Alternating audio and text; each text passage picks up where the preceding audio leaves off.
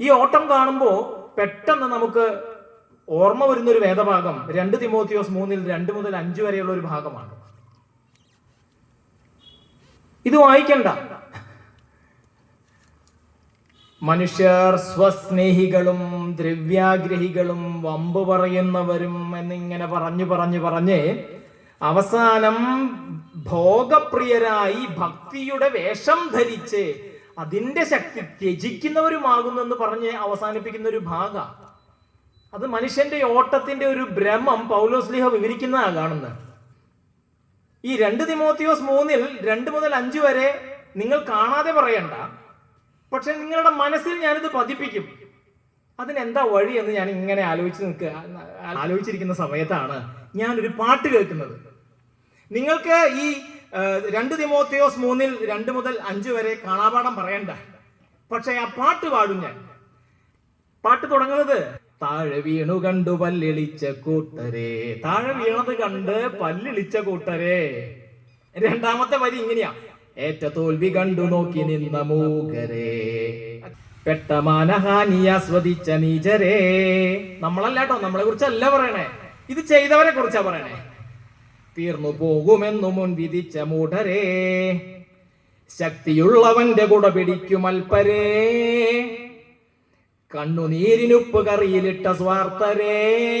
ആദ്യത്തെ 3 വരി ഇങ്ങനെയാ, താഴെ വീണ് കണ്ട് പല്ലിളിച്ച കൂട്ടരെ, ഏറ്റ തോൽവി കണ്ട് നോക്കി നിന്ന മൂകരെ, പെട്ട മാനഹാനി ആസ്വദിച്ച നീചരേ എന്ന് പറയുന്നതാണ് ഭാഗം. കർത്താവിന്റെ കാലത്ത് തന്നെ അശുദ്ധിയുടെ രൂപം അങ്ങോട്ട് മാറി. 1-ാം നൂറ്റാണ്ട് 2-ാം നൂറ്റാണ്ട് 3-ാം നൂറ്റാണ്ടായപ്പോൾ അശുദ്ധിയുടെ രൂപങ്ങൾ, വ്യാഖ്യാനങ്ങൾ തന്നെ മാറി. അശുദ്ധിയുടെ അർത്ഥം 3-ാം നൂറ്റാണ്ടായപ്പോ എന്താ പറയണെന്ന് അറിയോ? സ്നേഹിക്കാൻ കഴിയാത്തവനും സ്നേഹം ഏറ്റുവാങ്ങാൻ കഴിയാത്തവനും ആണ് അശുദ്ധൻ അല്ലെങ്കിൽ അശുദ്ധ. ഈ ശക്തിയുള്ളവന്റെ കുടപിടിക്കും അൽപ്പരെ, പൗലോസിന്റെ ഭാഷയിലെ സൽഗുണദ്വേഷികൾ എന്നാ പറയാ. ഈ സൽഗുണദ്വേഷി എന്നൊക്കെ ബൈബിളിൽ കാണുമ്പോൾ നമുക്ക് വല്ലതും മനസ്സിലാവോ? സൽഗുണം ദ്വേഷി, സൽഗുണം എവിടെ കണ്ടാലും അതിന്റെ കൂടെ നിൽക്കണം എന്നാ പറയാ, അല്ലെ? അങ്ങനെയല്ലേ? നല്ല ഗുണം എവിടെ കണ്ടോ അവിടെ നിൽക്കാം. അമ്മായിമ്മേരെ കൂടെയാണെങ്കിൽ അവിടെ നിൽക്കണം, അമ്മായിപ്പന്റെ കൂടെയാണെങ്കിൽ അവിടെ, മരുമോളുടെ കൂടെയാണെങ്കിൽ അവിടെ നിൽക്കണം. പക്ഷേ ശക്തിയുള്ളവന്റെ കൂടെ മാത്രം നിൽക്കുള്ളൂ. അത് ഗുണായാലും തുറഗുണായാലും നമ്മുടെ കാര്യം നടക്കാം. ഇപ്പൊ നല്ലത് ഇങ്ങോരെ കൂടെ നിൽക്കുക, നമുക്ക് അവിടെ നിൽക്കട്ടാ. അതിന്റെ പേരാണ് ഈ പറഞ്ഞത് സൽഗുണദ്വേഷി.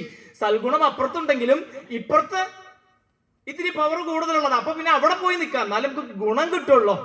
അപ്പൊ ഈ സൽഗുണത്തെ അങ്ങോട്ട് ദ്വേഷിക്കാം. അതാ വരിയുടെ അർത്ഥം. ധരിച്ച് ഭക്തിയുടെ വേഷം ധരിച്ച് അതിന്റെ ശക്തി ത്യജിക്കുന്നവരാകുന്നു. ഇതിന്റെ പേരാ ജാട. നമ്മൾ വേഷങ്ങൾ ധരിക്കുക, പല പല വേഷങ്ങള്. യഥാർത്ഥ ഭക്തി എന്താന്ന് നമുക്കറിയില്ല.